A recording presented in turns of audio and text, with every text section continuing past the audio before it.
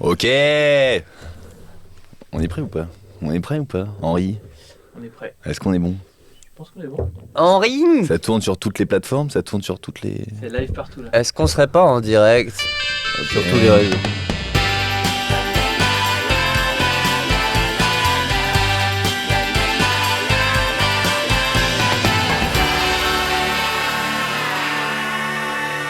Ok, mesdames, messieurs, l'épisode 2, voilà, l'épisode numéro 2 de Bordel Organisé, avec aujourd'hui un invité exceptionnel, monsieur Alex Fredo, qui aujourd'hui, je vais vous le dire, on tourne le matin et il est arrivé avec une tête comme ça, et un café après, il est très excité. Ouais, bah en fait, alors c'est le matin, mais c'est aussi le pollen. Parce qu'en ce moment, je sais pas quand est-ce que vous allez entendre cette émission à succès, ce nouveau oui, projet, Edouard ouais, Deloignon, le podcast. C'est quoi le titre? Bordel Organisé. Bordel Organisé, j'aurais dû écouter ton intro. Oui, c'est Ouais, exactement ce que je viens de dire il y a vraiment 8 secondes. C'est vraiment. En fait, ce café n'est pas suffisant, je crois qu'il m'en faut un autre. Et c'est vrai de que les la allergies cocaïne. au pollen me font des matins difficiles. D'ailleurs, j'étais en train de faire cette réflexion, je me disais, parce que la semaine dernière, j'étais en fin de tournée, et puis je suis allé dans une boîte de nuit avec mon co-auteur. Ça faisait 25 ans que j'avais pas été en boîte. C'était où? C'était à Aix-en-Provence, justement. C'était quoi la boîte? Je sais plus du tout le nom. Ok. Ah, on était sur un petit degré d'alcoolémie peut-être, monsieur Fredo. Un peu, voilà, c'était Ouais. la fête. Et puis le videur, il me dit on n'est pas accompagné. Et donc, le classique quoi, vous n'êtes pas accompagné, vous voulez pas rentrer. Moi ça m'a énervé et j'avais envie vraiment de me battre avec le videur. Et je me dis, vu ce que le pollen est capable de te faire, Un videur peut faire bien plus. qu'est-ce que tu vois, c'est fou. Vraiment le pollen, moi, c'est minuscule et ça me met dans des états, je pleure. Enfin, mais ça me fait plaisir d'être là. Ça me fait Mais plaisir moi ça me d'être- fait plaisir, mais Ouais. si pour ceux qui ne te connaissent pas, allez voir le corps d'Alex Fredo, tapez sur nom sur internet et vous Et allez vous allez voir comprendre que le devant pollen le est videur, plus gros. qu'on voit plus le pollen que lui. Ouais, c'est ça. Donc Aix-en-Provence, on est en tournée là pour le spectacle parce qu'il est humoriste mon petit Alex Fredo, ça Et- les gens le savent peut-être pas. Non, mais personne ne le sait. Si les gens le savent, Les gens peut-être me connaissent sous d'autres formes. comme lesquels parce Une que forme peut-être un peu une forme un peu spirituelle, je ne sais pas.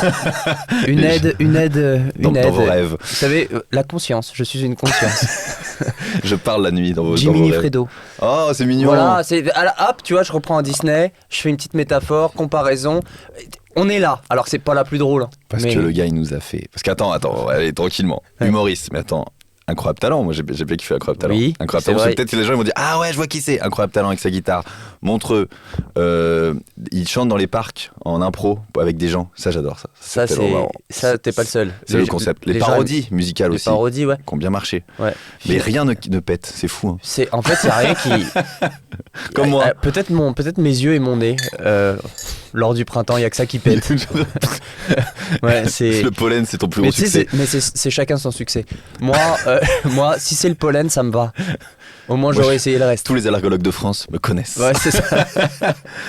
Non, par contre, non, ce qui est dingue, c'est que là, pour ceux qui ne connaissent pas humoriste, alors moi, tu l'as raconté dans toutes les interviews, Ouais. mais je veux que tu me racontes ta première scène à Montréal, parce Ouais. que, en fait, c'est juste dingue. Ouais, c'est dingue. J'en raconte même dans mon spectacle. C'est vrai. Ouais, c'est comme ça que mon spectacle commence. Je dis aux gens, voilà, on fait tu sais, l'impro habituelle. Qu'est-ce qui vous amène ici? Comment vous avez entendu parler du spectacle? Et puis après, je leur dis, bah moi, je vais vous dire ce qui m'amène ici, parce que j'étais pas du tout prédestiné à être humoriste. Et c'est vrai que, en gros, j'étais journaliste, j'étais animateur radio, j'étais à ta place, Edouard. Et toi, Bienvenue. t'as beaucoup de casquettes aussi. Hein, c'est Ouais. pas comme ça qu'on te connaît non plus. D'ailleurs, on te connaît pas Parce non qu'on me plus. connaît pas. Non, voilà. Ouais. Sauf que je suis certif maintenant sur Instagram. T'es certif sur Instagram. Et Ouais. tu vois, ça c'est vraiment un mec pas connu qui se satisfait de ça. Sauf que je suis certif sur Instagram. Il a C'est fait quand même un exactement regard ça. à la caméra. Quoi. Je suis certif sur Instagram. On a eu un changement lumière. C'est Ouais. sur la certif bleue. T'as vu, la couleur était bleue. En fait, c'est pas un changement, Et c'est que ça sur s'est la éteint quoi. certif Instagram, ça m'a dit oublie. Tu vois, les T'inquiète pas, éléments. Henri, on va te voir dans le cadre si tu veux changer la lumière. T'inquiète pas, c'est pas grave, on continue à parler, ne t'inquiète pas. Oui, après, c'est un podcast. Hein, donc si Henri veut venir changer la lumière, Ouais, mais il y a une vidéo, ça sera disponible parce que qui sur a quand même, Spotify. qui a quand même pété au bout de 3 minutes de podcast. C'est pas comme si, tu sais, c'est pas. Visiblement, tout est allergique. Ce qui Genre est cool, ce je vous matin. invite parce que sur Spotify, on peut voir les vidéos maintenant aussi. Ah oui. Vous pouvez regarder en vidéo. Ok. Et donc sur YouTube aussi ce podcast, donc vous verrez Henri qui est en train de. Donc attends, on était sur cette première scène. Oui, donc j'y vais. Alors vas-y. Donc j'étais animateur radio, mais bon, je faisais pas d'humour moi à l'époque. J'étais vraiment que animateur radio et puis aussi un peu journaliste. Je faisais des interviews. et T'avais tout. quel âge là? Franchement, je devais avoir peut-être 26 ans, 27 ans, un truc comme ça. Ok. Ouais. Là, t'as 58, on le rappelle. Bah là, du coup, faites le calcul, j'ai 75. Ok. Ouais, c'était il y a 2 ans. Non, mais en gros, voilà, on me dit d'aller interviewer Gad Elmaleh dans les loges de l'Olympia avant son spectacle. Et bon, la manière dont je le raconte dans le spectacle, il y a des blagues. Là, je vais vous le raconter en neutre parce que je suis pas dans la performance. Allons-y, brut. Mais en gros, ce qui s'est passé, c'est que je l'interview. Et moi, je sais pas pourquoi, pendant l'interview, il faut que je le fasse rire. Je sais pas pourquoi. Je suis pas du tout dans. Je pose des questions, je m'intéresse. C'est quoi ton rapport à Gad Elmaleh à l'époque? Genre, c'était Fan. le mec qui t'a. Voilà, ok, t'es fan de ouf. Mais oui, fan. Ok. Pour moi, faire rire Gad Elmaleh, c'est aussi être humoriste, quelque part. J'avais pas compris que les humoristes, ils riaient pas aux blagues, tu vois. Évidemment. Et en fait, lui, bah, il rigole à mes blagues, mais pour me faire plaisir, tu vois. C'est évident. Tu te rappelles ce que tu lui dis ou pas? Je sais plus ce que je lui dis. Je lui dis ah oui, je commence à. Parce que c'était la période où il faisait sa tournée aux États-Unis. Et c'était en anglais ou en. Ouais, c'était en anglais. Il met en anglais? Non, l'interview était en français, mais c'était son spectacle en anglais aux États-Unis. Ok. Tu sais, quand il faisait son Oh My God. Ouais, c'est je vois ça le très titre de son spectacle. Et puis je disais, je sais pas, je pense que je lui ai dit, l'interview commence et je le regarde et je lui dis, OK, so you do stand up in English? Mhm. C'est terrible. Non, parce que l'interview était complètement en français, donc on commence à se parler en français et à un moment donné, je switch en anglais, mais d'une brutalité. Je trouve ça grave marrant. Il a dû se dire, mais il est con quoi. Bah ouais, c'est ça, il est con. Et puis à un moment donné, je continue, mais tu sais, le mec là, je dis, you want to challenge yourself? Et puis en gros, Mais il te répond en anglais ou pas? il me répond en anglais avec son petit sourire en coin, tu vois. Son petit sourire de, il est con quoi, Ouais, tu vois, genre, vraiment. vas-y, je réponds. Et puis franchement, il y a un moment donné, il me regarde et il me dit, mais t'es humoriste ou pas? Mais tu vois, mais vraiment, genre, en gros, j'ai jamais fait une interview comme ça. Je pense qu'il a cru que c'était Raphaël Mesrahi, tu sais, un peu les interviews ouais, fake c'est ça, et tout, c'est tu ça. vois. Bah, en fait, il savait que c'était pas le cas. Parce que, en fait, lui, il me connaissait via une amie à lui qui m'avait obtenu l'interview. Ah, voilà. Donc, en fait, elle lui avait dit, vas-y, interview-le, il est sympa, tu vois, il est machin. Donc, et il me dit, mais je comprends pas, t'es humoriste? Parce que je faisais tout le temps des blagues. Mais des blagues de Le gars ne merde. voulait rien savoir Ouais. sur Gad, il faisait que des. Et moi, je le regarde et j'ai fait, bah oui. Mais alors que pas du tout. Alors que vraiment, même pas dans ta Mais tête. pas du tout, je suis tu pas n'étais du tout humoriste, tu vois, mais j'ai dit bah oui, ouais, je suis humoriste. Regarde, tu rigoles, je suis humoriste, tu vois. Et là, il me dit bah ça te dit de faire ma première partie là, c'est dans 20 minutes. Oh là là là là. Et là, moi, mon visage mais se fige complètement. Et je dis bah oui. Mais un oui, mais il est sorti tout seul. Non, mais tu te rends compte que c'était complètement fou de faire C'est ça en fait. complètement fou. C'est complètement fou. Et je me suis retrouvé devant 1300 personnes. Alors là, du coup, sans sketch. la question que j'avais tout à l'heure. Ouais. Du coup, les gens, ils viennent voir un spectacle en anglais. Non, il venait voir le spectacle de Gad Elmaleh en français. Ok, d'accord. C'est-à-dire c'était le Oh My God traduit en français. Ok, d'accord. Parce que là, moi, ma question que j'avais dans la tête, c'était est-ce que du coup, tu te dis, ok, bah je parle anglais du coup. Non, c'était à Ok. Montréal. Donc C'était là, à Montréal. ils étaient français et tout. Ouais. Donc là, t'arrives. Ouais. Et tu vas. Et j'ai pas de sketch. Et c'était à base de... Franchement, je suis monté sur scène. Non, mais c'était fou ce moment-là parce que il vient me voir derrière le rideau. Tu sais, il y a la scène derrière, quoi. Et puis moi, j'étais en train de paniquer, tu vois. Il me dit, bon, ton sketch, il dure quoi 7-8 minutes. Donc, je lui dis, bah... non, plus court, quoi. Non, mais 7 minutes. Il me dit genre on se quoi rend pas 5 compte. minutes 5 minutes. Moi, j'avais envie de lui dire, non, c'est pas vraiment... Moi, c'est pas en minutes, hein, mon sketch. Ça va vraiment être coucou. C'est en secondes. Ouais. Et puis vraiment, je le raconte dans mon spectacle. Et en fait, dans mon spectacle, je dis, ce malaise-là, mesdames et messieurs, on va le revivre ensemble. Et je refais ce que j'ai fait Ah, j'adore. en première partie de Gad Elmaleh. Et pour ça, c'est mon côté business qui parle. N'allons pas, J'aimerais te le raconter, mais venez voir le spectacle pour voir ce qui s'est Mais passé. moi, je l'ai vu et je me souviens. Ouais. J'ai le flashback. Ouais. Et mais tu te rends compte il te dit, en sortant, il te dit un truc ou pas? Ouais. Il te dit quoi? Je laisse voir le spectacle.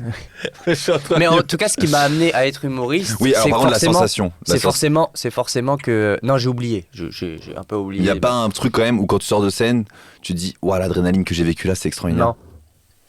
Non, parce que l'adrénaline que j'ai vécue sur scène, elle était incomparablement plus faible à la diarrhée que j'ai vécue hors de scène avant le spectacle. Voilà. On Parce a que pas moi, parlé de ça. quand il m'a dit t'es sur scène pendant 20 minutes, j'ai passé 19 minutes 52 aux toilettes, je peux te Oh dire. là Ouais. là là là. C'était terrible. Mais attends, moi j'ai une question. Qu'est-ce que tu fous à Montréal à l'époque? Pourquoi t'es à Montréal? Bah ouais, alors moi j'ai habité à Montréal. Mais pourquoi? Bah alors, moi je suis parti à Montréal. Bah bon, alors j'encourage vraiment les gens à venir voir le spectacle parce que ce spectacle en fait il répond à tout ça.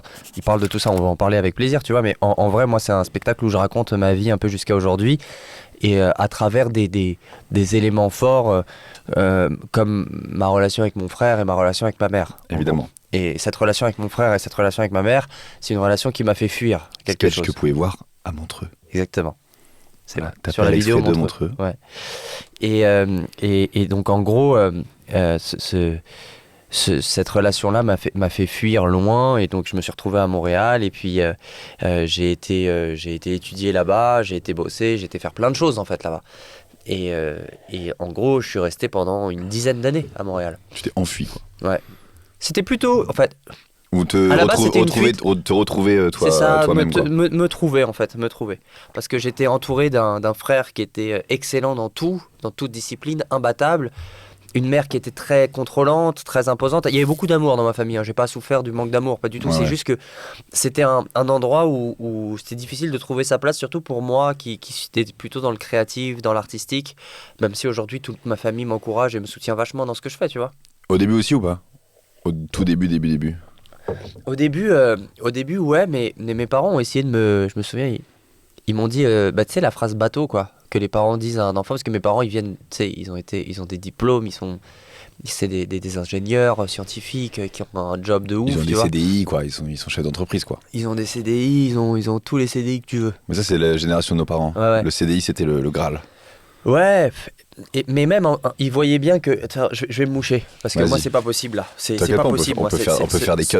ce Ou truc pas, de parce que pollen. j'adore Non, ce mais je vais me moment. reculer du micro, voilà. Et tout de suite, un extrait du sketch d'Alex Fredo.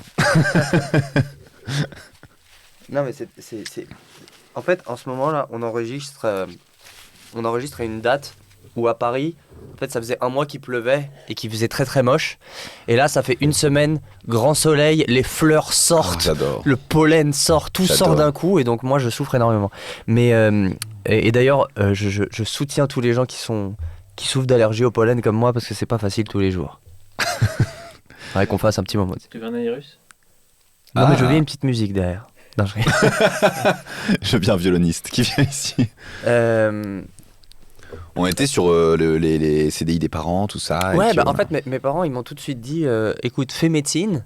Et le soir, quand tu rentres, tu feras de la musique, tu Quelle horreur. feras des trucs. Enfin, quelle horreur. Quelle horreur, je non, mais sais c'est pas. dur, quoi. Non, mais je sais pas quelle horreur. Parce que moi, j'étais aussi d'accord. Parce que moi, j'ai pas été élevé dans le showbiz, machin. Pour moi, c'était pas un métier, tout ça aussi. Moi non plus, mais par contre, est-ce que scolairement, tu pouvais suivre des études de médecine ou vraiment c'était en mode, mais maman, Bah, j'ai fait médecine.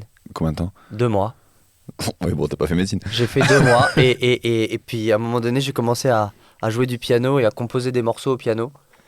Et en fait, je faisais plus que ça. Et ma mère, elle a compris. Là. Elle m'a regardé, elle m'a dit bon, là, il y a rien à faire. Et puis en plus, c'est pas comme si j'étais mauvais au piano, quoi. Tu vois. Ouais, bien C'est pas sûr. comme si j'étais mauvais en composition. J'ai envoyé mes compositions à l'université de musique de Montréal, la faculté de musique de l'université de Montréal. Et 3 semaines après, je recevais une lettre comme quoi j'étais pris, quoi. Donc, Du coup, on est d'accord que là, on est en quelle année là? On est en. on est en 2006. Ah ouais, carrément. Ouais. Ah ouais, ça fait longtemps. Tu venais d'arriver à Montréal là. Ouais, j'avais 18, 19 Ah ouais, ans. direct, t'es je crois. parti. Ok, et là, dans ta tête, c'est artiste. Mais pas. Enfin, juste. En fait, dans ma tête, c'est trouve-toi. C'est plus ça. Essaye des trucs. Trouve-toi, mais pas en mode. Mais c'est important. parce que- Trouve-toi. Non, mais c'est important parce que c'est grave courageux à 18 ans de se dire ok, je pars dans un autre pays, je m'éloigne de mes parents et j'essaye de me trouver. C'est dur c'est dur de se dire déjà je quitte tout ça pour me trouver moi-même.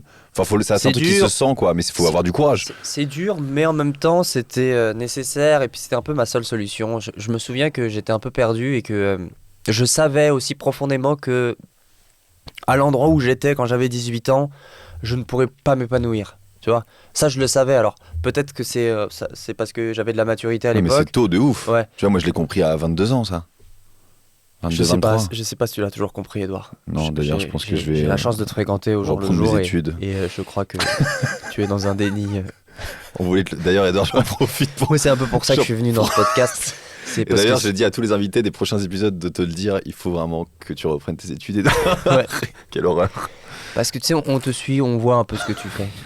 On voit ton parcours, moi je te suis de près. Et c'est mauvais. Et non, c'est pas que c'est mauvais, c'est que c'est inquiétant. Tu nous inquiètes. Le prochain invité, c'est ta mère qui va me dire faut reprendre les études, Edouard. Moi, j'ai pas réussi avec mon fils, j'aimerais que ce soit toi qui réussisse. Est-ce qu'un humoriste peut arrêter de faire ça, s'il vous plaît, pour faire médecine? Non, mais ouais, donc je suis allé à Montréal et puis c'est vrai Attends, que moi, je m'imagine tout seul, moi personnellement, 18 ans, je Montréal. me souviens, le premier mois, je l'ai passé à pleurer. Non, mais J'étais dans un appart seul à Montréal, dans un quartier en plus, je sais pas pourquoi j'avais choisi ce quartier, mais c'était un quartier, c'était un quartier, honnêtement, il y avait que des Indos et des Pakistanais, c'est pas raciste, mais c'est pas ma culture, tu vois. Ce qui est normal. Enfin, Et donc c'est en pas fait ton pays, c'est plus sérieux. j'étais seul, non mais j'aurais pu aller, il y avait plein de quartiers où il y avait plein d'expatriés français, où il y avait même des Québécois francophones, tu vois. Moi j'étais dans un quartier où ça parlait pas français, ça parlait pas anglais non plus, tu vois ce que je veux dire. Et je comprends, enfin, ils sont très gentils ces gens-là, mais c'est pas du tout, tu vois, c'était Déjà, des t'arrives familles, tu vois. dans un autre pays, eux déjà ils sont dans une. J'avais des cafards dans mon appartement aussi, Oh là là là. et c'était des cafards québécois. Alors qu'est-ce que font des cafards québécois? Bah, en fait, ils ont pas la même gueule que les cafards en France. Au début, je pensais pas que c'était des cafards. C'est quand j'ai ramené un pote dans mon appart. Il m'a dit, ben là, t'as des coquerelles. J'ai dit, c'est quoi des coquerelles? Ben, j'ai été sur Google Traduction là, et c'est cafards. J'ai dit, mais non, mais c'est pas des cafards. Mais il dit, ben si, ça c'est des coquerelles, il faut amener un exterminateur. J'ai dit, oh là là. Ah, mais En fait, je vis avec des. Moi, je Oh pensais là que là. c'était des espèces de grosses fourmis, tu vois, des trucs.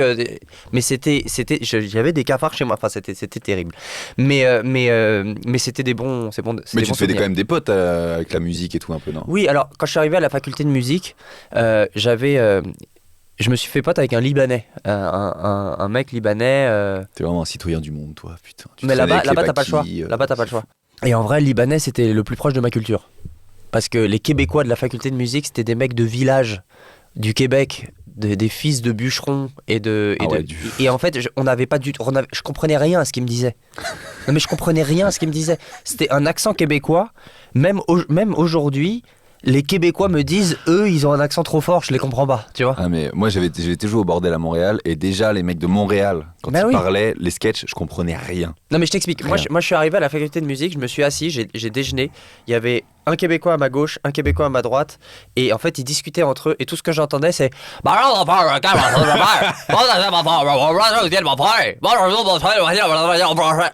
J'entendais ça, mais sans exagérer. C'est quoi, moi je t'imagine à 18 ans, Ouais. t'es pas dans ton pays, t'es comme ça à table, il y a tout le monde qui parle, tu comprends rien, mais Mais on est j'étais sur quel seul. genre de dépression? Mais j'étais seul. Mais justement, Bon, il se trouve que j'avais aussi une amie de France qui était venue, qui elle était dans une autre université. Et en gros, on a rencontré des Français expatriés assez rapidement. Et donc on a formé une bande et après c'est devenu vraiment très très sympa. Ok. Et aussi moi à la faculté de musique j'ai commencé à comprendre parce qu'en fait il a fallu un temps d'adaptation, ça a pris 3 mois à peu près d'adaptation. Et une fois que j'étais adapté, je comprenais très bien tout ce qu'il me disait, je me suis fait des potes à la faculté de musique, même j'ai monté un groupe, j'ai écrit des chansons, on a même gagné des concours avec ce groupe et tout. Enfin, il y avait pas mal de... Ouais, je suis certifié sur Montréal. sur MySpace. Ouais, exactement. Et puis en gros, là, ça a démarré. Mais il y a eu 2-3 mois un peu dur, je dois t'avouer, ouais. C'est Je me normal, souviens. mais par contre, moi j'applaudis le courage que tu as eu de te lancer comme. Enfin, de juste te dire, vas-y, je vais vivre ma life à 18 piges.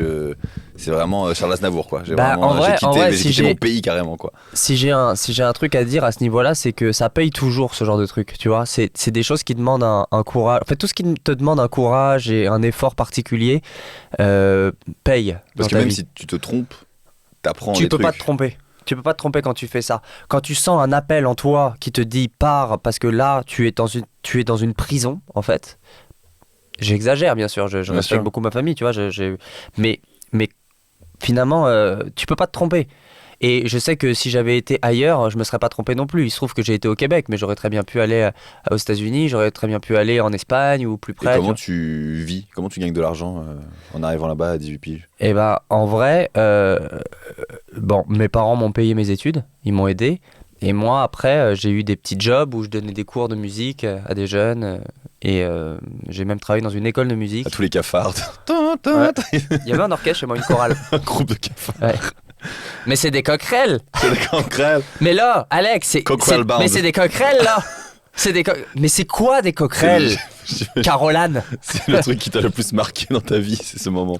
Non, il y a un truc qui m'a aussi marqué puisqu'on parle de mes débuts à Montréal, c'est en vrai quand tu arrives dans une université ou une université en Amérique du Nord, en tout cas c'est une grosse culture nord-américaine, à la fin août, avant que les cours vraiment reprennent officiellement, genre le 1er septembre ou machin, à la fin août, t'as toute une semaine qui s'appelle la semaine d'initiation, genre entre guillemets un peu bizutage, tu vois. Donc l'initiation, qu'est-ce que c'est? C'est t'as tous les nouveaux étudiants qui arrivent et en fait t'as les deuxième et troisième années qui les font faire des jeux, des activités, des choses comme ça. Et moi je me souviens, j'arrive à la faculté de musique, ça je le raconte pas dans mon spectacle, tu vois. J'arrive à la faculté de musique et donc là je suis tout seul, ok? J'ai pas d'amis, je connais personne. Je comprends rien à ce qu'ils disent, ok? J'arrive à la faculté de musique et là, j'arrive un peu en retard et il y a tous mes futurs... Bourreau. Non. Tous mes futurs connards qui sont en rond autour d'une table et sur la table, il y a un mec, une cérémonie viking finalement. Et il y a un mec qui parle et qui commence à expliquer à quoi on va jouer. Donc moi je me mets dans le rond comme ça et puis j'écoute ce mec et le mec il explique les règles du jeu. Mais moi tout ce que j'entends c'est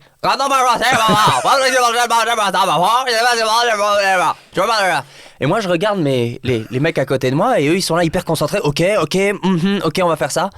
Et à un moment donné on fait des équipes. Donc moi ils me mettent dans une équipe avec 4 personnes, tu vois. Et là il fait go. Et à go tout le monde commence à courir. Et moi, je commence à courir avec eux et dans les couloirs de l'université, je crie « Pourquoi on court ? Pourquoi on court ?» Et là, ils me regardent et j'ai su que j'allais pas me faire mon premier ami de sitôt, quoi. Mais ce « Pourquoi on court ?» je me souviens. Alors du coup, pourquoi il faisait quoi? Mais je ne sais pas. Je sais pas. Le but du jeu, c'était peut-être d'aller chercher quelque chose ou... Non mais je ne sais toujours pas. Le français il est un peu con. Bah ouais, non mais c'est ça. Et puis tu sais très bien, tu sais très bien toi, quand t'es à fond dans un jeu, et que t'as quelqu'un derrière qui est en train de te dire qu'est-ce qu'on fait, c'est quoi les règles, tu sais ce qui monte à l'intérieur de toi. Surtout si c'est un bizutage et que le gars, s'il t'attrape, t'es mort. Bah gars, attraper le français, il a pas compris. Non mais c'est ça, moi, c'est ça. Moi, chacun non mais pour ils sa avaient poire, pas le temps de m'expliquer les règles du jeu. Surtout que s'ils me les expliquaient, j'allais réentendre. Non mais c'était un, j'en pouvais plus quoi. Donc là on est en 2006. Mais j'y retournerai pas moi. En tout cas, si c'était à refaire, j'irai pas à ce truc d'initiation. Parce qu'en plus, ça m'a desservi en fait. Ça m'a desservi. Parce que toi, tu vas en mode j'y vais pour me faire des amis et des connaissances. Exactement. J'y vais pour me faire des amis, hyper plein de bonne volonté. Je suis 15 minutes après, pourquoi on court? Putain. Et attends, du coup là, on est là. Est-ce qu'il y a des scènes ouvertes de musique ou pas à Montréal? Tu montes sur scène et tout avec le groupe et tout, ou c'est juste... Non. Moi j'étais étudiant et puis j'avais des répètes. Dans la deuxième année, on avait un local de répète avec mes musiciens et puis on répétait et puis on faisait des concerts, mais il n'y avait pas vraiment de scène ouverte. Mais est-ce que dans ta tête, dans l'objectif, c'est de devenir que ce groupe il réussisse, ou c'est juste pour du kiff?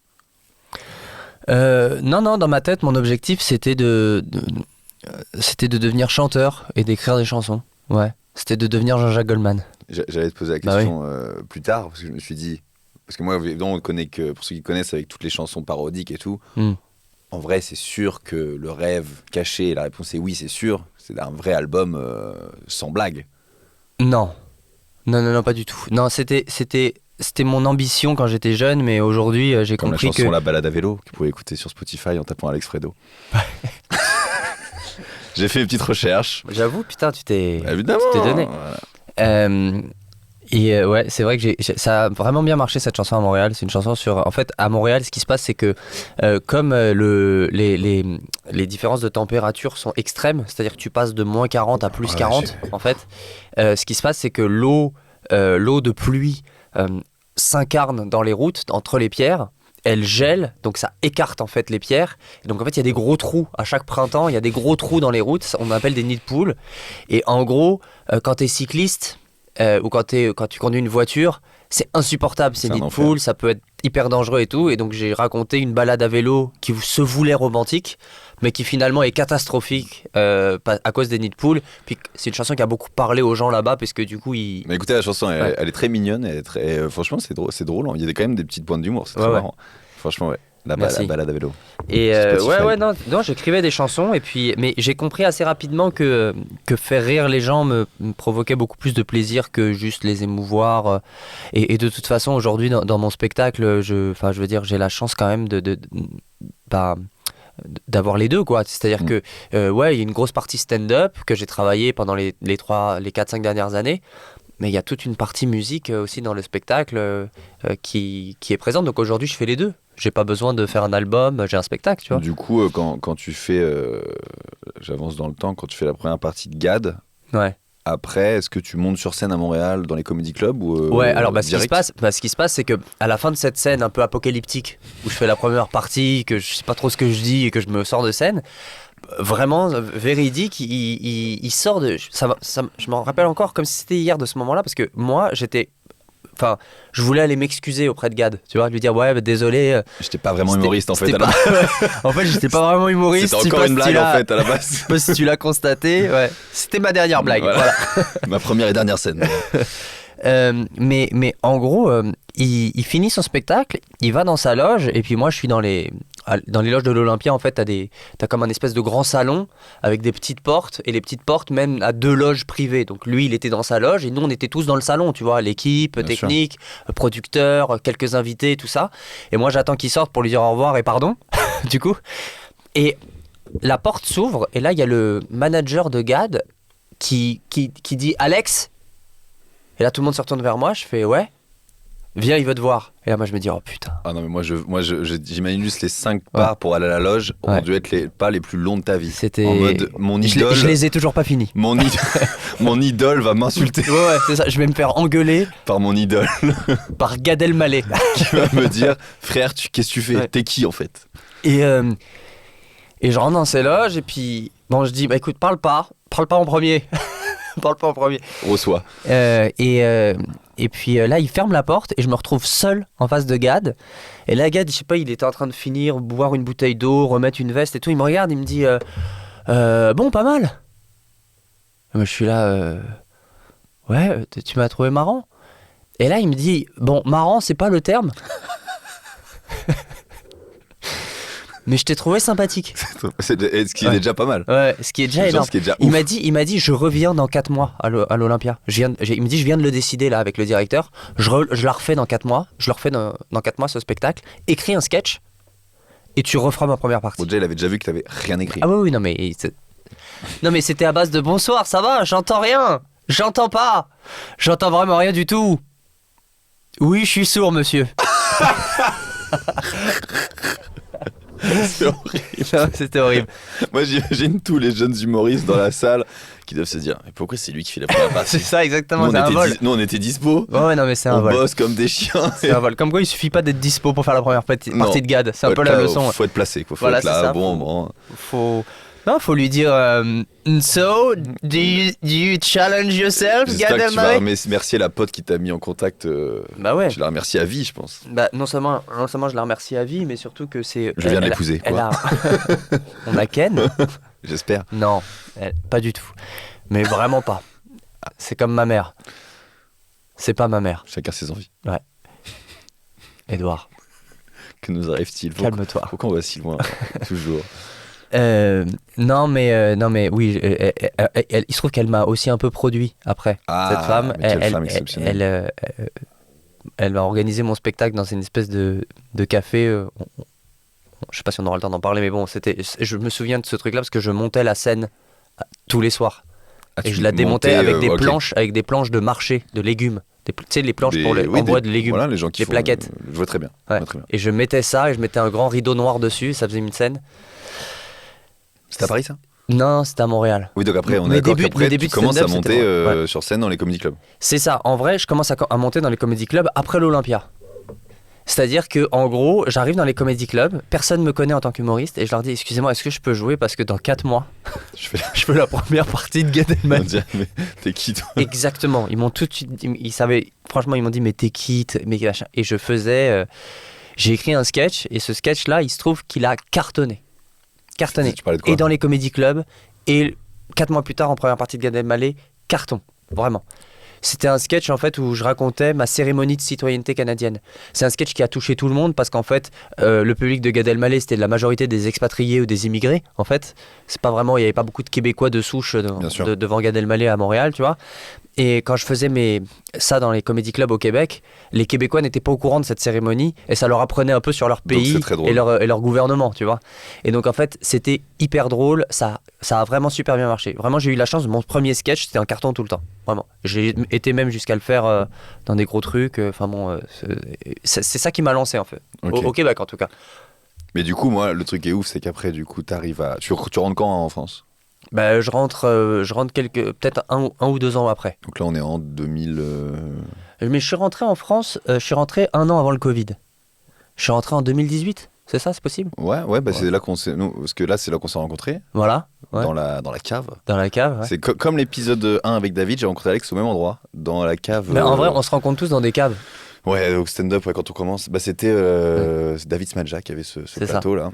Bah, il faut savoir que le stand-up se joue majoritairement dans des caves, hein, en vrai. Bah, c'est vrai. Mais du coup, là, là, t'arrives et tu cherches des plateaux en France, que tu dis, c'est bon, là, je veux être humoriste. Et tu dis, attends, parce que moi, là, quand tu rentres en France, tes parents, ils t'ont vu, évidemment, mais ils t'ont depuis 10 ans, depuis quelques années, t'as évolué. Ouais. Et tu rentres, tu leur dis, maman, je veux être humoriste. Non mais alors, il se trouve que mes parents avaient pris un billet d'avion pour venir voir la première partie de Gad Elmaleh 4 mois plus tard. Moi, je les imagine dans l'avion en mode... Mais ils étaient stressés ou pas ? Toi ? Ils étaient stressés pour moi. Moi, j'ai jamais été stressé de toute ma vie. J'ai pas mangé de la journée, je me souviens. J'avais un vrai problème d'anxiété, de trac avant de monter sur scène. Mais en même temps ça fait 4 mois que t'es humoriste, tu fais l'Olympia, quoi. Donc, non, et puis surtout, les darons, c'est le truc le plus stressant. Ouais. Moi, j'ai passé ça parce que direct mes premières scènes, je les ai invités. Ouais. Pour que parce que moi, ils étaient plus stressés pour moi. Ou ils étaient stressés de me dire... Parce que moi, j'étais à fond dans le truc, je commençais les scènes à Paris, et à Rouen, je fais un plateau au bout de 5-6 mois de stand-up, et je les invite. Et à la fin du spectacle, ils m'ont dit, bon, on est rassurés, parce qu'on a eu énormément peur de te dire, Edouard, c'est pas ton truc. Ouais. Et que, qu'on te dise, Edouard, c'est pas ton truc, reprends peut-être... Et en fait, ils ont été juste rassurés, et ça les a déstressés de se dire... En fait, c'est bon, il a un truc, il peut faire ce métier. Et en vrai, je sais pas si au bout de 5 mois, tu peux dire à quelqu'un c'est pas ton truc, parce qu'on en connaît des gens à qui on aurait eu envie de dire c'est pas ton truc et qui aujourd'hui ont fait 21 millions de vues sur Montreux, quoi. Moi, Paul, j'ai toujours vu marcher. Ah ouais ? Ouais, moi, Paul, quand j'ai commencé en 2018... Moi, quand j'ai commencé, je l'ai vu se prendre des bides au Paname, mais j'étais là, mais qu'est-ce que c'est que ça ? Ah ouais ? Mais parce que c'était ce personnage-là, mais sans blague, en fait. Tu vois ? Donc c'était terrible. C'était juste du... et donc j'étais dans la rue, je marchais, et c'était vraiment effrayant parce que j'étais à Barbès.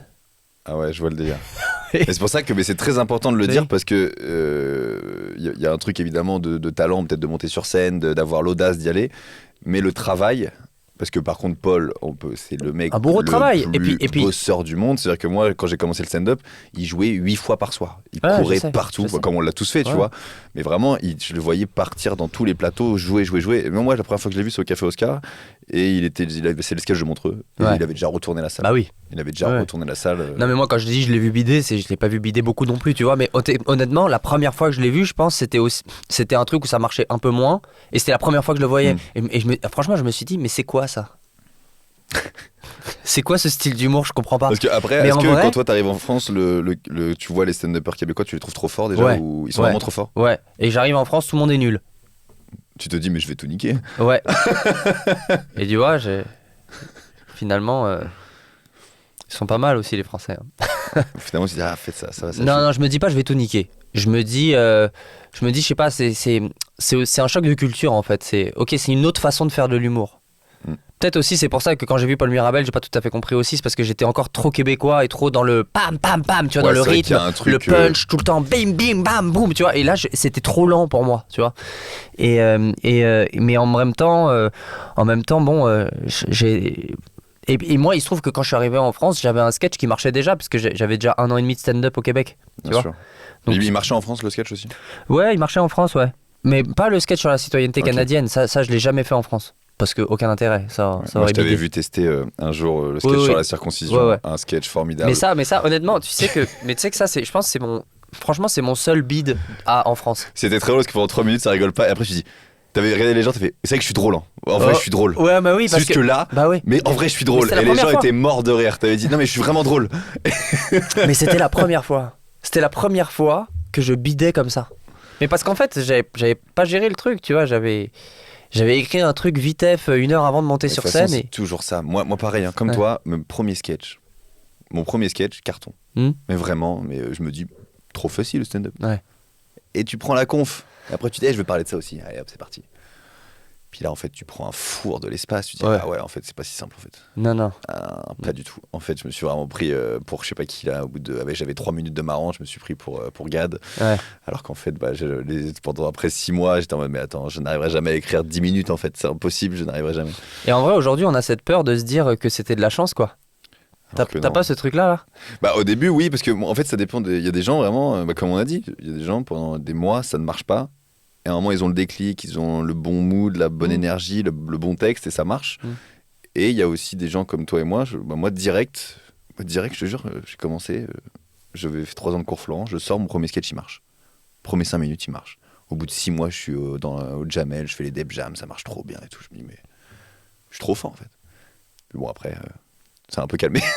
Après ça c'est un peu calmé quand il fallait écrire d'autres choses. Je dis bah en fait non c'est un peu plus compliqué que ça, c'est un peu plus dur. Mais toi et moi, je crois qu'on a ce truc en commun qui est, comme dit Gad, je pense qu'on a cette sympathie, en fait. C'est que les gens s'attachent quand même à nous rapidement et qu'ils nous excusent toutes les phases peut-être un peu moins drôles. Mais en vrai, pour revenir à Paul Mirabel, ce que lui, il avait de très fort, ce que j'ai compris, c'est que quitte à passer par des bides au début, il a travaillé un personnage qu'il a rendu accessible aux gens. Et une fois que tu as un personnage fort, ça y est, c'est fini. Parce que moi il marchait partout. Paul il marchait. Pardon. T'inquiète pas. C'est terrible ce qui se passe. Peut-être je vais finir ce podcast tout seul. Alex nous quittera peut-être. Non mais... Il est vraiment en train de décéder du pollen. Ouais. Non, Paul, ce qui était très fort et surtout très fort dans son sketch là de Montreux, c'est que il marche partout. C'est-à-dire qu'il marchait en chicha. Ouais. En chicha, ça marchait de ouf. Il marche et c'est un humour 7 à 77 ans, tu comprends quoi. Mais parce que Toutes on a les beau dire le stand-up, oui, c'est voilà, c'est raconter sa vie simplement, c'est être en pyjama derrière un mur de briques comme à l'américaine. Là, en France, les stars du rire en France et les futures stars du rire en France, et c'est parce que la culture française est comme ça, c'est le personnage. Si t'as un personnage fort, tu cartonneras. Paul Mirabel cartonne, il a un personnage. Fary cartonne, il a un personnage. Roman Frézinet cartonne, il a un personnage. Je sais pas, cite-moi n'importe qui. Oui, Redouane Bougueraba, il cartonne, mais lui, tu vois. personnage. Moi, les gens, souvent, ils connaissent pas son nom. Ils disent, ah, le Marseillais, là, qui clash les gens. Ouais. Tu vois, c'est aussi un Mais, perso. mais c'est lui dans la vraie vie aussi, je pense Ouais. qu'il est comme ça. Il a moins un perso parce que lui, justement, vraiment, je pense d'ailleurs, c'est la première exception à la règle, et c'est pour ça qu'il cartonne autant, c'est que c'est vraiment le premier gars que c'est vraiment du stand-up, quoi. C'est-à-dire que le mec, il arrive, il fait de l'interaction, il est lui-même. Il est lui-même, mais je sais pas, il a un truc, il dégage un truc qui fait que les gens, ils sont comme des oufs. Il dégage vraiment 15 ans de taf. C'est ça. Je pense que vraiment, il y a un truc dingue, c'est que, pour connaître un peu le stand-up, parce que souvent les gens, ils se rendent pas compte que, tu vois, même quand Paul, il a pété, ils se rendent pas compte que ça fait 5 ans qu'il charbonne. Quand Inès Rega pète, les gens, ils se rendent pas compte que ça fait 8 ans qu'elle fait des scènes ouvertes et que ça fait 5 ans qu'elle fait son spectacle. Et là, c'est pareil, Redouane, ça fait 15 ans qu'il est tous les soirs en Comedy Club, et que quand il arrive, en fait, il est prêt. C'est-à-dire que quand ça pète, il est prêt à tout, il a joué partout. Et en plus, le stand-up, c'était pas encore comme nous, on pouvait jouer partout. Il y avait plein de comedy clubs, des bonnes situations, des bons comedy clubs, des belles scènes, un beau micro et tout. Nous, on a joué dans des endroits, et encore, c'était le début. Mais eux, ils ont dû jouer dans des trucs avec des micros qui marchent pas, avec des restaurants. Donc en fait, il a tout vu. Donc évidemment, quand tu le mets dans des bonnes conditions, le gars est trop fort. Ouais. Il peut que être trop fort. Parce que nous, je te dis, on s'est rencontrés dans une cave où, dans une sorte de synagogue pour jeunes, c'est comme ça, c'était ça Ouais, c'est un centre juif. Ouais. Et puis en fait, en bas, dans le sous-sol, il y a une espèce de cave, ouais, où il y a des spectacles, des conférences, des choses comme ça. Et puis c'est là qu'on s'est rencontrés. Il y avait un plateau de stand-up. Et puis c'est là aussi que moi j'ai rodé mon spectacle. Entre 1 et 2 fois par semaine, je me souviens, pendant 2-3 mois, avant de faire les premières parties de Kev Adams, justement. Ah là, on y est. Comment Ouais. tu rencontres Kev comme ça? Bah, je rencontre Kev parce qu'on fait un festival ensemble et que moi j'ai un sketch, c'est un peu comme la citoyenneté canadienne que j'avais. J'ai eu la chance, moi, d'avoir des hits, en fait, mais locaux. C'est-à-dire que À Montréal, ça m'a vraiment permis de rentrer dans le game, tu vois, du stand-up, Ouais. ce sketch sur la citoyenneté, pardon. Et il se trouve qu'après, j'ai été faire un festival en Israël. C'était un gros festival là-bas. Il y a Kev qui était invité. Et j'ai fait un sketch sur un truc local là-bas. Et les gens étaient pliés en deux. Franchement, j'ai jamais eu autant de rire qu'avec ce sketch-là. C'est incroyable. Je retournais les salles. C'était sur genre. C'est un moyen de transport là-bas, une espèce de transport en commun un peu.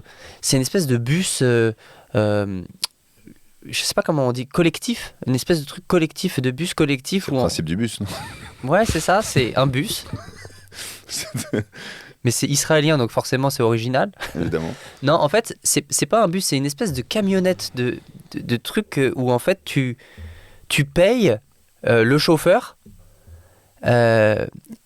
Mais c'est un peu particulier, c'est-à-dire que en fait, les gens de derrière, ils passent l'argent aux gens de devant, qui se passent l'argent parce qu'en fait, comme il conduit hyper mal, en fait, il y a un truc qui se passe dans ce bus qui est très original et j'en ai fait un sketch qui s'appelle le Chiroute. Il est sur YouTube. Si vous voulez, vous pouvez aller le voir.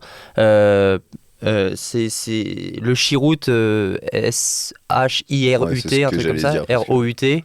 Chiroute, comme ça se prononce, vous allez tomber dessus. Je sais pas si vous avez déjà été en Israël, vous en avez sûrement déjà pris un, mais en gros, ça a vraiment, vraiment cartonné. Ok, donc là, Kev, il te repère. Là, Kev, il me repère, et puis on se recroise quelques mois plus tard. Et là, je lui dis, moi j'habite à Montréal, je suis pas connu en France, j'aimerais rentrer en France, j'aimerais faire, je sais pas trop comment m'y prendre, par où aller. Il m'a dit, bah tiens, moi je commence une tournée, fais ma première partie. Incroyable. Et j'arrive, je me souviens, le premier soir, j'arrive, et je m'en souviendrai toute ma vie de ça, ce moment-là, putain. J'arrive, c'était à Thionville ou je sais plus quoi, un truc. Dans l'Est. Ouais. C'est un zénith ou c'est bien plus à l'est. C'était très à l'est. Bah, Thionville, ouais, c'est frontière allemande. Peut-être. Ouais, c'est à En tout côté. cas, Côté c'était- du Luxembourg et tout. Pas loin. C'était très très. En tout cas, il y avait une ambiance très très allemande dans cette ville. Vraiment très hostile à l'égard des Juifs. C'était vraiment- C'est-à-dire, je passe d'Israël à l'Allemagne. T'es le seul. Pourquoi d'habitude c'est l'inverse? Il y a eu. Il y a eu. Attends, du coup là, parce que qui part dans un autre débat. Et pourquoi c'est hostile? Ils sont. Non, c'est pas hostile. Non, c'était très bien. C'était très bien. J'arrive et je me souviens, Kev, il est pas encore arrivé. Et j'arrive, il y a une des meufs dans l'équipe qui dit, bon, écoute, ce soir, t'es pas la seule première partie. Il y a un petit jeune qui est là aussi. On sait pas trop ce qu'il fait là. En tout cas, il suit Kev. Il est tout le temps là. Et il fait tout le temps la première partie. Et en fait, on sait pas trop quand est-ce qu'il... Parce qu'il est jamais annoncé, mais en même temps, il est tout le temps là. Donc, je sais pas, je comprends pas. Et puis là, je dis, mais ok, d'accord, très bien. Et c'est Ilyes Jadel. Évidemment. Ouais. C'est Ilyes Jadel. Et Kev, il me présente comme... parce qu'il avait été impressionné, je pense, en Israël et tout, machin. Il me présente comme genre ouais, tu vas voir, lui, c'est un vrai stand-upper. Il fait du bon stand-up et tout, c'est chambé. Et là, Ilyes, il est là, ok, putain, j'ai hâte de voir et tout, machin. J'arrive sur scène à Thionville, bide pendant 8 minutes. Pourquoi? Parce que je fais un texte qui cartonne dans les caves à Paris, mais c'est un texte, si tu veux, où à un moment donné, je personnifie mes mains, les mains d'une fille qui vont dans mes cheveux, dans une situation assez drôle et tout. Mais en fait, c'est hyper technique comme humour. Et je Avec me combien de retrouve... personnes? Je me retrouve devant 1000, peut-être, ouais, Oh là entre 800 et 1000 personnes. Et gros bide. Et là, j'ai compris que il fallait que je réadapte mes sketchs, en fait. Ah bah ouais. Et je me suis dit, putain, il me faut un sketch pour les premières parties de Kev Adams. Il me faut un sketch parce que en fait, j'ai besoin de ça. Ils sont trop nombreux. Toute et tout, ta machin. carrière Ouais. et sur l'écriture de sketch de première partie d'artiste. Non, ouais, c'est ça. Bah, c'est ça. Ouais, c'est Mais c'est exactement ça. ça. C'est pour faire la première partie. Et c'est là que j'ai écrit mon sketch qui m'a valu vraiment beaucoup de choses. C'est sur les Walt Disney. C'est mon Ouais. sketch sur les Walt Disney. Et c'est là que j'ai regardé le public de Kev Adams et j'ai dit, bon, je pense que je vais parler des Walt Disney. Et Non, mais- tout le temps. Et après, t'as fait. Donc là, tu. Et après, fais je des faisais petits tout le temps ce sketch-là. Ça cartonnait. Il m'a dit, viens sur les Zéniths. trucs. Incroyable. Et j'ai fait ce sketch-là dans plusieurs émissions. dont Vendredi tout est permis, les comiques préférés des Français sur France 2 aussi. Je l'ai mis sur Internet, sur YouTube, il a fait Incroyable des Talent. centaines de milliers de vues. Incroyable Talent, j'ai pas fait ça. J'ai fait un autre truc Non, sur la je chanson me souviens, française. la Ouais. chanson française. Ouais. J'habite seul. J'habite seul avec maman. Ouais, Voilà. Ça aussi, ça a bien marché. Et donc, en gros, tout ça fait que me voici aujourd'hui devant vous, cher public. Cher public. Cher public français. Ouais. Et d'ailleurs, si j'ai envie de terminer sur quelque chose, j'imagine qu'on n'a pas tout à fait fini, quoique, Quoique tu as un Quoique rendez-vous j'ai dans pas rendez-vous. longtemps. mais bonjour la France. Bonjour. Et Québec, je reviendrai. Et Québec, je reviendrai. Non, et du coup, là, est-ce qu'il y a un truc? Parce que là, tu as fini ton spectacle, tu as commencé à jouer ton spectacle, tu l'as rodé un peu partout. Donc là, ta famille, rassurée. J'ai vu sur la dernière, il y a ta mère qui est montée sur scène. Ouais, sur ma dernière au point virgule, il y a ma mère, et mon frère, ma sœur et mon père qui sont venus. Non, ils aiment bien le spectacle aujourd'hui. Et bon, je parle de ma mère, je la caricature à fond. Je parle de mon frère, je la caricature à fond. Et je parle aussi de tout ce parcours. Tout ce que j'ai raconté, ben, ça a donné lieu à des sketchs. Donc là, c'était juste la vérité, mais en spectacle, c'est drôle aussi, quoi. Est-ce que la première fois que tu as joué le sketch de ta mère devant ta mère, t'as pas eu une pression de fou? De sa réaction ou de... Non, parce que je me suis toujours foutu de la gueule de ma mère. Donc ça va. Gentiment, ouais. Pour l'anniversaire de ses 60 ans, j'ai fait une chanson où tout le monde pleurait de rire. Genre, parce que je me foutais de sa gueule. Elle aussi. Ouais. Ok, Non, mais donc, elle sait. ok, donc ouais. Elle sait. Elle sait que je m'amuse de ça, en fait. Elle me voit m'amuser de quelque chose. Parce qu'elle voit très bien qu'il y a une vérité là-dedans, Bien sûr. qu'elle est comme ça, et qu'elle voit que je m'en amuse. Donc non, il y a quand même une vraie tendresse entre ma mère et moi. Enfin, j'espère. Au Je moins, crois. au moins réciproque, on l'espère. Au moins réciproque, on le souhaite en tout On cas. le souhaite. On le souhaite. Donc voilà. Et du coup, voilà. Voilà, Le spectacle de Kev Adams. de Kev Adams. Tu vois, comme quoi On y revient à ce Kev. Voilà, et du coup, la tournée. La On est tournée, là. ouais, bah là, je suis en tournée en ce moment. Je sais pas quand est-ce que. J'ai beaucoup dit ça. Je sais pas quand est-ce que ce podcast va être diffusé, mais Là, dans quelques. Franchement, juin, juillet. Hein. juin, juillet. Bon, bah en juillet, je suis plus en tournée. Mais À la rentrée. je finis le 30 juin. Mais sinon, de toute façon, ouais, mon spectacle, il est au point virgule tous les mardis et mercredis à 20h à Paris. Et sinon, je suis en tournée aussi en France. J'ai pas mal de dates qui sont en train de s'ouvrir. Là, on va communiquer. Le mieux, c'est de me suivre sur les réseaux, de toute façon. Évidemment, Alex Fredo. Ouais, voilà. S'il ne décède pas du pollen d'ici là. Non, ça va mieux. Ouais, j'ai Ça va vu mieux. que. En fait, c'est peut-être le podcast le problème. Plus le podcast se termine, plus ça va mieux. Quel bâtard. En tout cas, mesdames, messieurs, Alex Fredo, un petit rendez-vous. C'est un petit rendez-vous perso. Un petit rendez-vous avec ma metteuse en scène, ouais. On va discuter un peu du spectacle. Mais rien de. Bah, c'est un peu perso aussi. Oh, vivement le mariage, là, on sera là pour mettre en scène le mariage. Bon, en tout cas, Toi, est-ce que toi ça va? On n'a pas beaucoup parlé de toi. C'est peut-être pas le but non plus. bon, Mais... on peut grave parler de moi si tu veux. Moi, ça va très bien. Européen le 27 juin. Voilà. Pour ceux qui ne sont pas au courant. Et puis, Mais tu sais que je voulais te dire, je trouve qu'on a quand même une carrière d'humoriste assez parallèle, toi et moi. Parce que je pense qu'on a quand même, tu vois, on essaye de... Sur scène, on essaye d'exprimer les mêmes choses, j'ai l'impression. On essaye de raconter un peu nos lives, on fait un peu d'impro, on est sympathique, on est grand. Toi, t'es beau. Enfin, Oh. j'ai l'impression qu'on a le même... Non, il y a un truc que j'avais remarqué là, sur scène, un truc que tu as changé. À quel moment ça a changé ce mood? Avant, tu sais, avant, t'avais un mood un peu joyeux et tout. Ouais. Et c'est quoi le déclic? Moi, je l'ai vécu là où je te vois en Comedy Club, où maintenant t'es un peu plus froid, un peu plus posé. Alors, Ouais. froid, c'est pas péjoratif, mais t'es plus calme. Ouais. Et un peu plus. Oh, c'est mon couple. Parce Mon que couple ça un peu t'a- lourd, mon couple un peu lourd à porter, ça fait que quand j'arrive sur scène, je m'assois quoi. Si j'ai pas la force de rester Le gars n'en debout. peut plus. J'ai pas la force de rester debout. Non, Ouais, c'est vrai que j'ai Le en sketch sta- sur les papouilles aussi sur Insta qui est très marrant. ouais, Qui qui est dans une énergie et qui est vraiment dans ouais. une énergie où Ouais. tu vois que le gars est au bout du rouleau. ouais. Non, ouais, c'est vrai que j'ai vécu un couple qui a été qui est très enrichissant. Je pense que c'est le mot. Et oui, ça m'a. Il se trouve que sur scène aussi, j'essaye d'être plus moi-même. Et moi, dans la vie, je suis pas un mec hyper énergique, C'est vrai. machin. Donc j'essaye aussi d'exagérer ce truc-là, mais en même temps, bon, on fait du divertissement. Donc enfin, Ouais, il y a ce personnage-là un peu. Justement, je parlais du personnage. J'essaye d'être moi-même à fond, en fait. Je pense que quand tu trouves ton personnage, quand t'es toi-même avec un peu plus ou un peu moins de quelque chose, c'est toujours ça qu'on m'a Il dit. faut tirer un peu le trait, Ouais. quoi. Soit tu rajoutes quelque chose, soit t'enlèves quelque chose, mais Ouais. tu peux pas être le toi de tous les jours. Ouais. Donc moi sur scène, ouais, en ce moment, j'essaye de, ouais, c'est ça. En fonction du mood dans lequel je suis, j'exagère quelque chose, tu vois. Et c'est vrai que comme j'étais un peu fatigué, parce que bon, ma séparation m'a un peu brutalisé, et puis surtout toute l'année dernière, mon couple a été aussi un peu problématique, un peu lourd à porter. C'est vrai que sur scène, j'avais ce mood un peu de mec un peu blasé, un peu bas les couilles de tout, et ça donnait des moments très drôles. Mais ouais, mais moi j'ai vu ça quand t'étais venu au Café Oscar, au Fridge aussi, je l'ai vu, ou, Ouais. ou même en vidéo, Ouais. où je vois que je dis, ah putain, Alex, il a changé Ouais. de mood, mais après, je trouve que ça, c'est un truc d'expérience. C'est que moi, j'ai mis du temps à le trouver, je commence à le trouver maintenant, de jouer dans l'énergie dans laquelle je suis. Ouais. Moi aussi, j'ai vécu une rupture il y a 1 an, et j'avais au début, j'ai eu la phase un peu après, en mode confiance en soi fois 1000, je suis trop chaud, je suis un mec, je suis beau gosse, c'est parti. Et du coup, sur scène, j'étais un peu comme ça, et du coup, je devenais moins marrant aussi. Parce que du coup, j'étais un peu en mode, on n'avait pas envie de m'aimer, quoi. On dit, ouais, t'es un peu antipathique. Moi, j'ai mis pendant.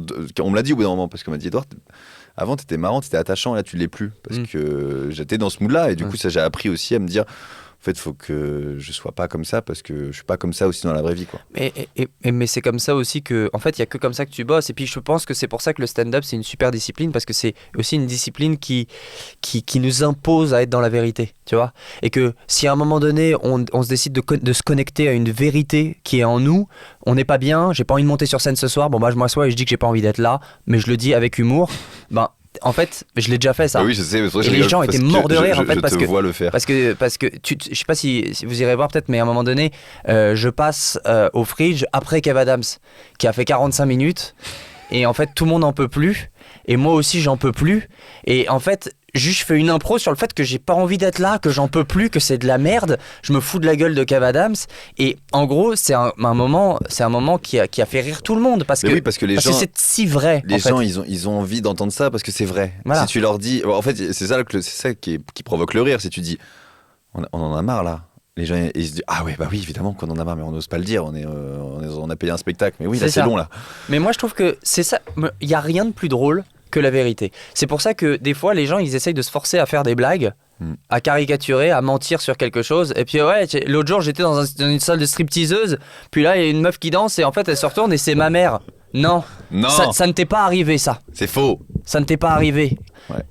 Alors ça fait rire les gens, tant mieux, pourquoi pas. Mais moi je pense qu'il n'y a rien de plus drôle que la vérité. Et quitte à ce que ce soit moins param pam pam soin, tu vois ce que je veux dire. Ouais, mais ça, tu sais que ça marque plus les gens d'être sur le moment et quand tu leur parles vraiment et quand tu les touches vraiment sur un truc qui est vrai. Moi, je trouve que j'ai vu dans mon spectacle, j'ai essayé d'avancer un peu plus ça, d'être plus dans les vérités, dans des moments aussi. Ou même j'ai eu des spectacles où c'était compliqué et au bout de 10 minutes, vraiment, je dis, on n'y est pas là. Hein. Et là, vraiment, les gens explosent de rire. Parce qu'ils disent, ouais, et je dis, ouais, je sais pas ce qui se passe. Moi, je suis pas bien, et vous êtes un peu dans un. Et là, vous êtes en mode, attends, et là, après, ça se lâche parce que les gens sont en mode, ah, ok, ils se rendent compte Parce que c'est la ça allait vérité. pas. Parce que c'est la vérité. Mais en même temps, après, à toi de modifier le spectacle pour essayer de ne pas retomber dans ces De moments-là. devenir drôle. Voilà. Non, mais Fallait ça que je te m'arrive- le dise avant de terminer ce Non, mais tu vois, podcast. ça m'est arrivé à Avignon. Faut bosser un minimum. Parce qu'en fait, les moments de mou dans ton spectacle, ils sont toujours là 2 ans plus tard. Au lieu de perdre du Donc temps. il y a un moment donné, je comprends que tu te sois séparé il y a 1 an, mais c'était il y a 1 an maintenant, donc va falloir te remettre. Donc là, c'est bien le podcast. Moi, je trouve que c'est bien. Voilà, tu t'y remets là. Tu t'y remets. Il y a des projets. C'est sur Spotify. Il y a des lampes jaunes, des lampes bleues. Il y a une mise en scène. Il y a quelque chose. Mais faut y aller là. Faut y aller.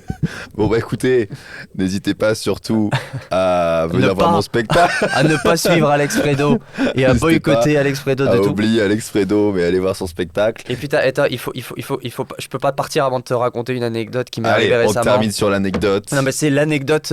Enfin, je veux dire, tu t'écriras dans le podcast, écoutez jusqu'à la fin parce que. Oui, Je vais sortir la vidéo parce que je peux pas la diffuser du coup, mais je vais te la montrer et tu la montreras pas à la caméra parce que j'ai pas envie qu'il y ait des screenshots qui se font, mais je vais te la montrer pour que tu le valides. J'ai un projet où je tourne des caméras cachées, vous le savez peut-être, vous m'avez peut-être vu sur internet. Je m'assois sur des bancs publics à côté de gens et j'improvise des chansons. Ça marche super bien en fait, parce qu'il y a un moment de malaise au début que je transforme et qui devient un moment un peu de bonheur et de plaisir. C'est ça ce que les gens aiment. Et c'est ça ce que En toute humilité. En toute humilité. Voilà, grâce évidemment à mon talent, ma rigueur.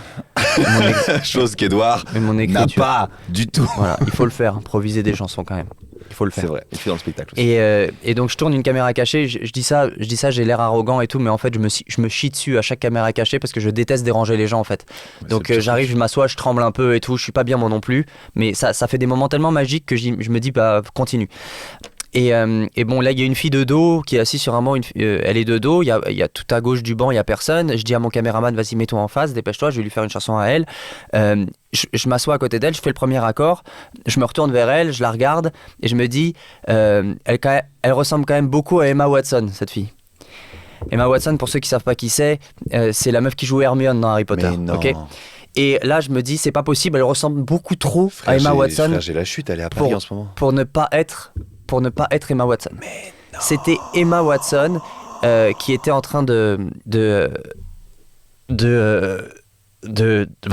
manger un sandwich, et moi je suis là à côté d'elle. J'ai une vidéo de moi et Emma Watson. Mais quand est-ce que sort cette vidéo? Que je lui ai promis de pas diffuser, bien sûr, parce que je l'ai elle était en train de partir, elle était en train de fuir. J'ai dit no, stay, I'm sorry, I didn't know it was you. Pour ceux qui parlent pas mal anglais comme moi, je ne savais pas que c'était toi. Je savais pas que c'était toi. Je fais des chansons improvisées à des gens. Je suis désolé. T'inquiète pas, je diffuserai pas ce moment-là. J'ai dit il y a une caméra. Elle me fait what, a caméra? T'inquiète pas, je diffuserai pas ce moment-là. Je savais pas que c'était toi.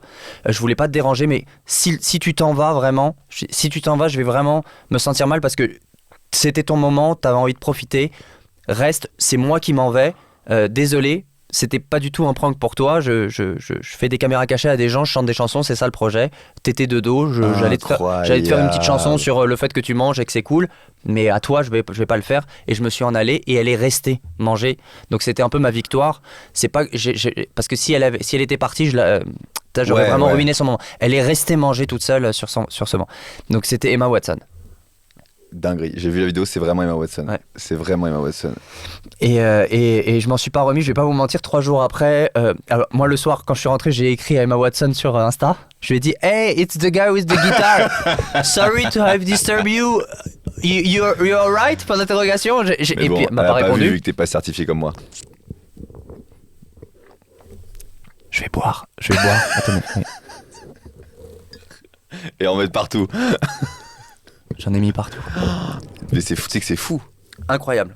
Je pouvais pas partir sans vous avoir raconté cette histoire. C'est incroyable. Et tu sais que j'ai rêvé d'Emma Watson 2 jours après, j'ai rêvé que je me mariais avec Emma Watson.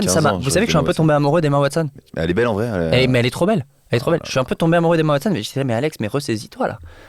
Tu vas pas te.